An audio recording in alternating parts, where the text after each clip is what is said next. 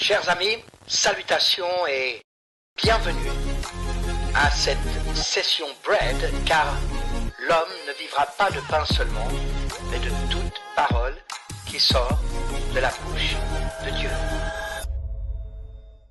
Chers amis, bienvenue à cette nouvelle session Bread, car l'homme ne vivra pas de pain seulement, mais de toute parole qui sort de la bouche de Dieu. Dans cette édition, j'aimerais vous accompagner vers la découverte de l'homme nouveau, et c'est ainsi que j'ai intitulé ce message. Sans plus tarder, j'aimerais vous inviter à vous munir d'une Bible et de tourner avec moi dans Matthieu chapitre 22, à partir du verset 15, la rencontre de pharisiens avec Jésus à la fin ou vers la fin de son ministère sur la terre. Matthieu 22, verset 15, voici ce qui nous est dit. Alors les pharisiens allèrent se consulter sur les moyens de surprendre Jésus par ses propres paroles. Ils envoyèrent auprès de lui leurs disciples avec les Hérodiens qui disent « Maître, nous savons que tu es vrai et que tu enseignes la voie de Dieu selon la vérité, sans t'inquiéter de personne, car tu ne regardes pas à l'apparence des hommes. » Ils voulaient le tester. Plus que le tester, il voulait le piéger. Au verset 17, « Dis-nous donc ce qu'il t'en semble. Est-il permis ou non de payer le tribut à César ?» Jésus, connaissant leur méchanceté, répondit « Pourquoi me tentez-vous, hypocrite ? Montrez-moi la monnaie avec laquelle on paye le tribut. » Et ils lui présentèrent un denier. Il leur demanda « De qui porte-t-il l'effigie et l'inscription ? » « De César, lui répondirent-ils.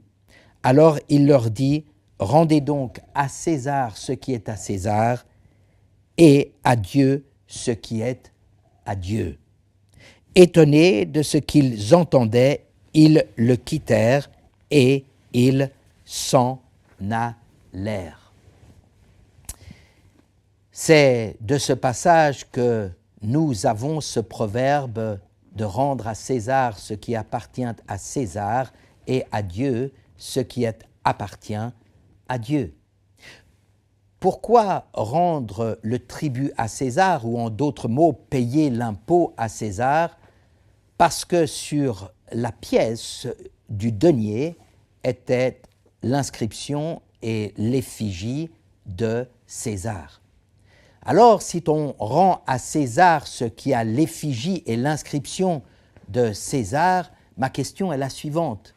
Qu'est-ce qui a l'inscription et l'effigie de Dieu? Eh bien, c'est l'homme. L'homme et la femme, créés à l'image de Dieu, portent en eux l'inscription et l'image de Dieu, l'inscription et l'effigie de Dieu, et donc, nous sommes appelés à nous donner nous-mêmes à Dieu, à donner à Dieu ce qui appartient à Dieu. Il est vrai que parfois, il semble difficile de discerner l'image de Dieu dans le monde dans lequel nous vivons. Car si nous avons été créés à l'image de Dieu, force est de constater que si cette image est en quelque sorte ternie, abîmée, déformée, altérée, de sorte que parfois nous pourrions nous méprendre et ne pas reconnaître l'image de Dieu dans la vie d'une personne. Pourtant, chaque personne porte l'inscription et l'effigie de Dieu dans sa vie, que cette personne le veuille ou que cette personne ne le veuille pas. Et chaque personne porte en elle quelque chose qui vient de Dieu. Néanmoins, cette image ternie, cette image abîmée, cette image déformée, fait qu'il n'est pas rare que nous ne soyons pas satisfaits de nous-mêmes, que nous ne soyons pas satisfaits de qui nous sommes et de notre condition et de nos conditions de vie. C'est ainsi que l'homme essaye de se faire lui-même.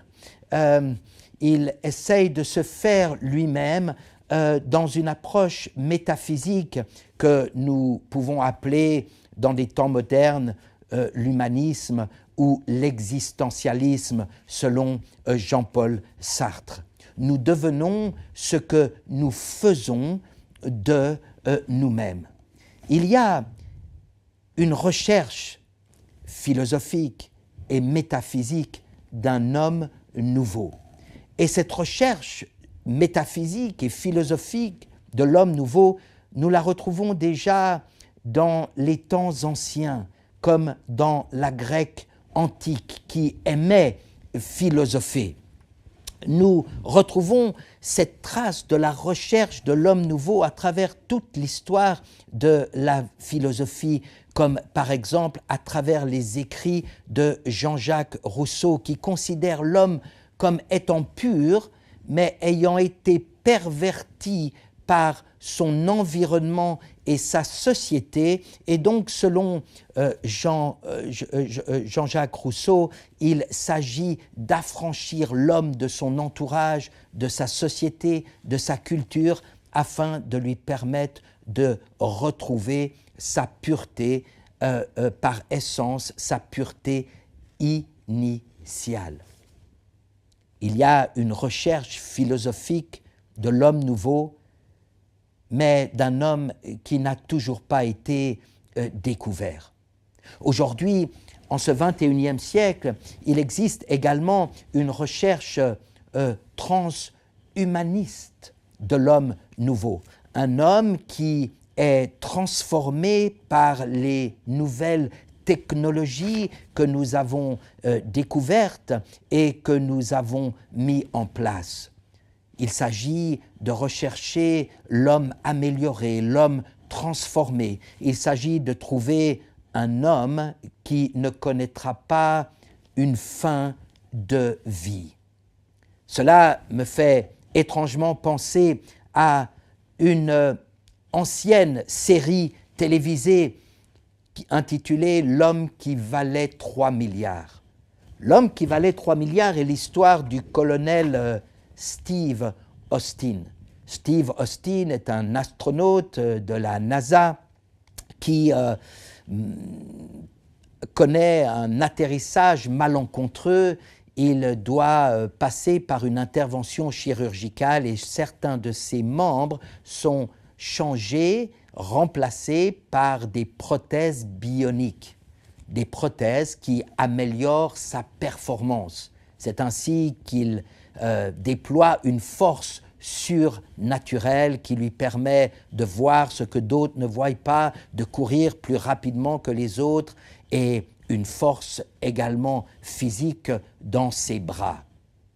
Steve Austin, l'homme qui valait 3 milliards, deviendra dans l'histoire un agent secret des États-Unis dans le contexte de la guerre froide. Oui, il s'agit d'une forme de transhumanisme. À la recherche d'un homme nouveau, nous associons la recherche philosophique à la recherche scientifique. Mais il existe une troisième voie, c'est la voie biblique. Et la voie biblique a ceci de particulier et d'inédit qu'elle ne propose pas uniquement la recherche de l'homme nouveau, mais la découverte et les trouvailles de l'homme nouveau. L'apôtre Paul parle aux Corinthiens, aux Éphésiens, aux Grecs de son temps, le langage qu'il connaît, eux qui recherchent cet homme nouveau, et il leur présente l'homme nouveau tel que proposé par Dieu, tel que nous pouvons le trouver dans la révélation de l'œuvre de Dieu et du plan de Dieu à notre égard. J'aimerais vous inviter pour ce faire dans le livre de 1 Corinthiens au chapitre 15, qui est par excellence le chapitre de la résurrection en tant que réalité, mais également la résurrection en tant qu'espérance. Et dans 1 Corinthiens 15, qui vise à nous rappeler de l'espérance de la résurrection, Paul nous présente l'homme nouveau et il nous le présente en 3 étapes. D'abord, Paul nous explique comment il a eu la révélation de l'évangile de Jésus-Christ. Et le personnage central de cet évangile, bien sûr, c'est Jésus-Christ lui-même. Il est l'homme nouveau par excellence. Il est né de femme, mais pas de l'homme. Il est un homme, pleinement homme, mais également pleinement Dieu. Une dualité de nature en lui. Il est un homme qui a été tenté en tout point comme nous et qui pourtant n'a jamais commis de péché. C'est ce qui fait de cet homme l'agneau de Dieu qui ôte les péchés du monde, alors qu'il offre sa vie sur la croix de Golgotha, alors qu'il est enseveli et qu'il ressuscite le 3e jour. Il est le commencement de la création. Il est également le commencement d'une nouvelle création. L'apôtre Paul, après nous présenter ce personnage central qu'est Jésus-Christ, le même hier, aujourd'hui et éternellement, nous parle d'un nouvel homme. Non pas de l'homme qui vient de la terre, mais de l'homme qui vient du ciel. Considérez dans 1 Corinthiens 15 et le verset 45, 46 et 47. Que nous dit l'apôtre Paul? C'est pourquoi il est écrit: le premier homme, Adam, devint une âme vivante. Le dernier Adam est devenu un esprit vivifiant. Mais ce qui est spirituel n'est pas le premier, c'est ce qui est naturel. Ce qui est spirituel vient ensuite. Le premier homme tiré de la terre est terrestre, le second homme est du ciel. L'apôtre Paul présente aux Corinthiens cette nouvelle création que nous devenons, ce nouvel homme que Dieu crée en nous. Cet homme-là, ce n'est plus celui qui vient de la terre, mais c'est celui qui vient des cieux. Ce nouvel homme, ce n'est plus l'homme naturel, mais c'est l'homme spirituel. Ce nouvel homme n'est pas seulement une âme vivante, mais il est animé d'un esprit vivifiant, il est animé de l'esprit de la vie. Cet homme est porteur de la vie. Et c'est la raison pour laquelle Jésus-Christ a dit « Je suis le bon berger, je donne ma vie pour mes brebis et je leur donne la vie en abondance. » Cet homme nouveau, celui qui vient du ciel, est le fruit de l'acte divin, est le fruit d'un acte miraculeux. C'est le fruit d'une nouvelle création que seul le nouveau créateur pouvait amener à existence. Mais ce n'est pas la fin de l'histoire, car l'apôtre Paul continue et ensuite il nous dit au verset 51, « Voici, je vous dis un mystère, nous ne mourrons pas tous, mais nous serons tous changés en un instant, en un clin d'œil, à la dernière trompette.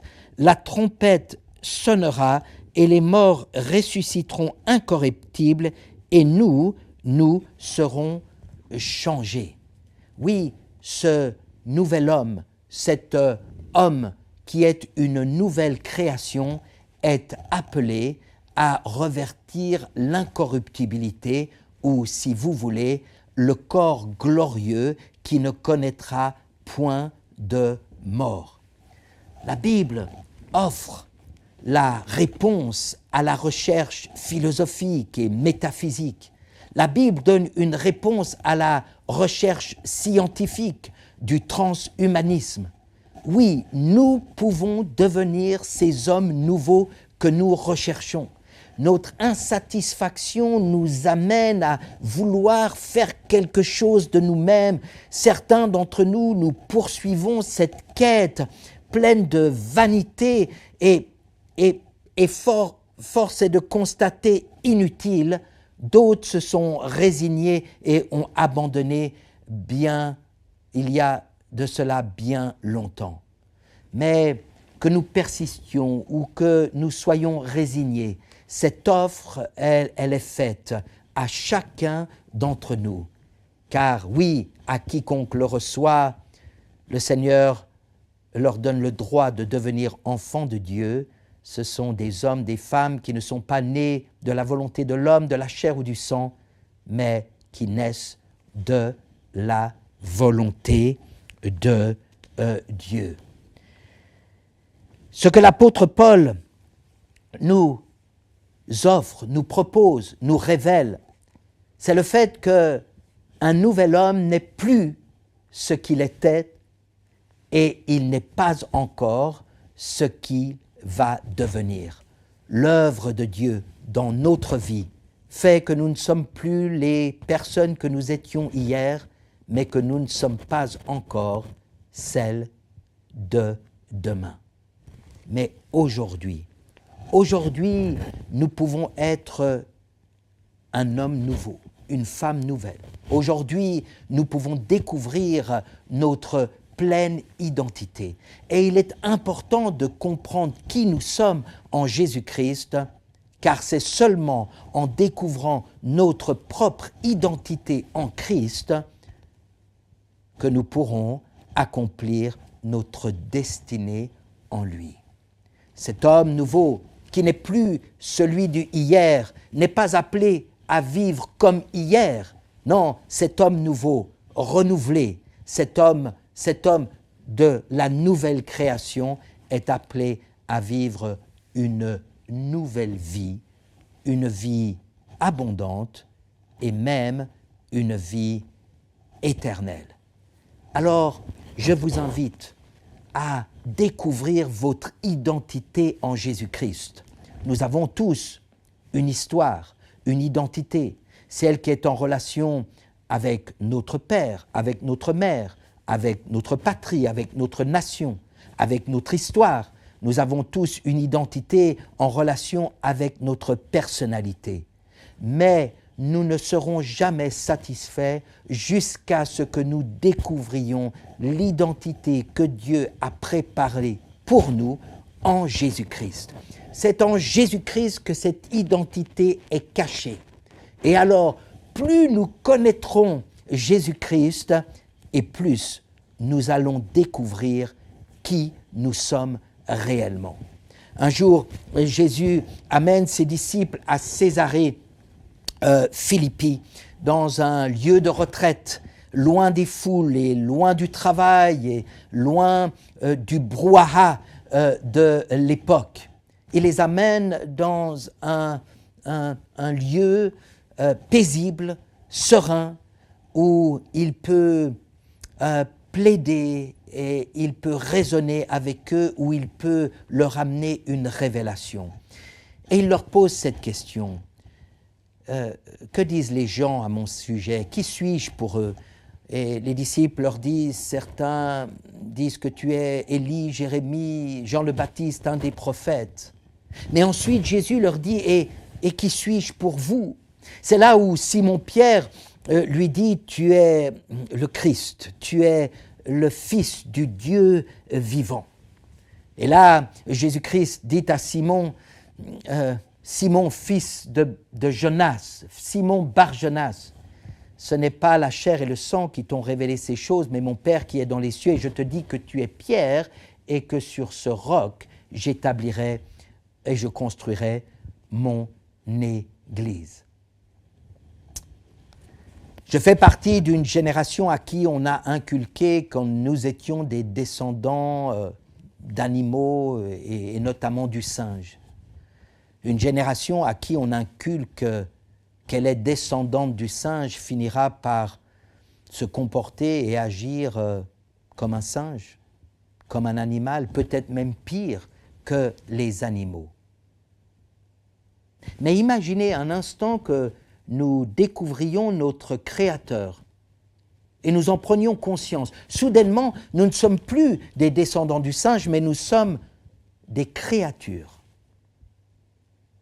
Et si ce Créateur,